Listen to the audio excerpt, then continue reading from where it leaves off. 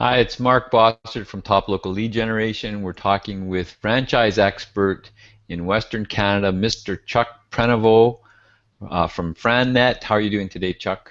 I'm doing excellent, Mark. How are you doing? Good, good. So we're talking about one of the more important kind of things in my view, which is what sort of questions am I going to ask the franchisor hmm before I buy a franchise? So the first one on my list here is how much is the total investment with working capital? Well, areas where a lot of people, you they kind of sometimes, what is that total investment?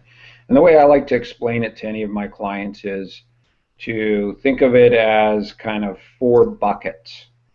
So the first bucket would be how much is the franchise fee itself?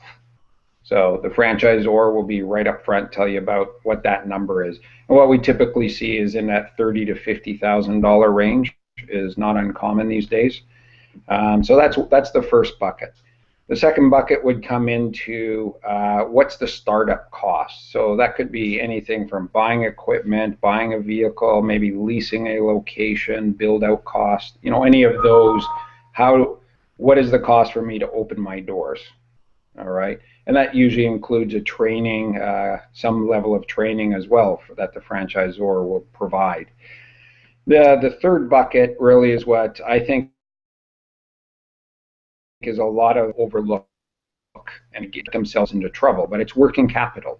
How much do I need in this third bucket to ramp my business up in the first 6, 8, 12 months? So in the first year of business, ultimately it's how much do I need to get myself to break even?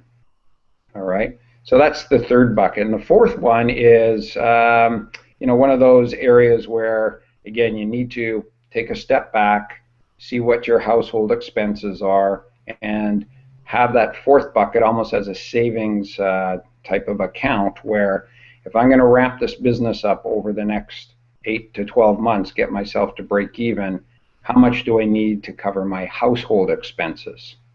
So I don't get myself into any trouble that way.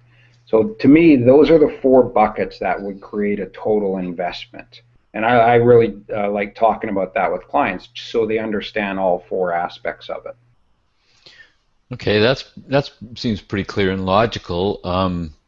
Second question here is what systems are in place to support me as a franchisee? This again, I'm asking this of the franchisor. So why is that important?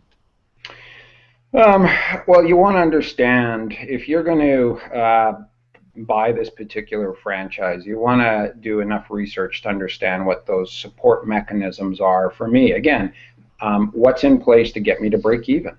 So again, it kind of loops right back into the money side of it. And the systems that I generally look at are the how do I drive top line revenue? So how do I bring sales into my new business? So that usually involves a level of marketing. What are the marketing strategies around driving business to my front door?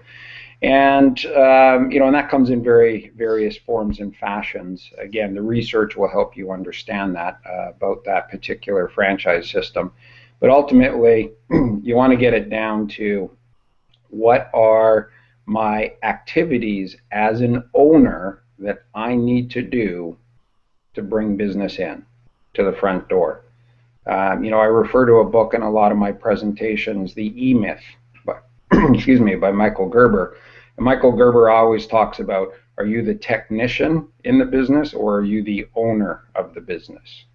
Right? So are you going to be the one out there in the trenches or are you going to be working on the strategy and business development? So that's a huge part of what I look at. The next part I look at, Mark, is around the internal systems. Again, training, support. If it's, let's say, more of a retail location, then it's what are those point of sale systems and accounting systems that are in place to make me focus on my strengths, not necessarily my weaknesses. I know for myself, accounting is definitely not a super strong suit for me. I know it's necessary and I do it, but I'd rather be out selling. So where are those areas that you could really leverage? And then that training and support is the last area. what is the franchisor offering or going to give you before you open your doors, grand opening, and then what does the next year look like, right? How are they going to support you? What does that involve? So those are the three areas from, what are the systems in place that franchisors would offer me as a potential franchisee. Well, isn't it like the systems is really what you're buying, isn't it? It's sure there's a brand, sure there might be some recognition in the marketplace, but often maybe that's not even the case.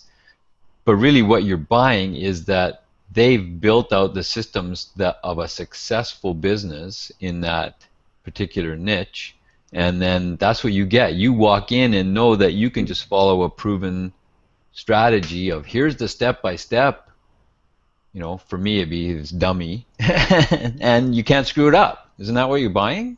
That's a huge part of what you're buying. Absolutely, Mark. Those systems. The way I explain it in a lot of my public seminars is the franchisor has developed this business system over a number of years. They've tested it, tried it.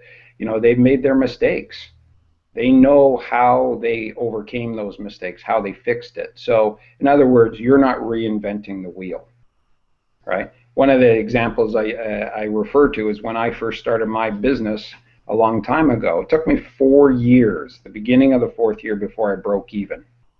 Okay, it was a tough go. I had to create all my own systems. If I already had those systems in place, I probably would have ramped up, I think, much quicker. So it's a huge part of what the franchisor it brings to the table from a franchisee or a potential franchisee perspective. So asking these questions specifically gives you that idea of, am I comfortable with this franchise, as well as is it matching my strengths? Well, the systems they provide are all my strengths. I'm not really getting anything. Or on the opposite side, and way more of a green light, is they're great on marketing, and I've got the accounting side handled because I was an accountant or whatever. I was a financial guy, or whatever the particular franchisee, Mm-hmm. potential franchisee strengths are.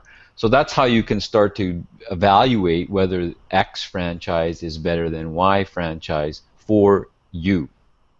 Yeah, I think you hit it right on the head, Mark. It's about that match.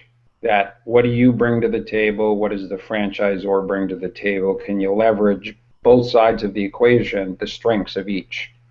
And that usually is a great indicator of the how strong or how successful potentially you could be within that franchise system. It's part of your research, and research takes time. You're not going to get it all on the first one or two calls with the franchisor. It's not the way they particularly operate. They want to qualify you as much as you qualify them. So it's a number of conversations to get that information. Awesome. Chuck, I think we're understanding this more. It's great to be able to talk to a franchise expert and get the lowdown of the value of and how not to get into the wrong situation for yourself with a franchise. So thanks a lot. We've been talking with Chuck Prenevost. He's a franchise expert in Western Canada. You can reach him at 1-604-849-0278. Give him a call. If your situation has changed and a franchise might be in your future, he's the guy to talk to in Western Canada. Thanks, Chuck. Thanks very much, Mark.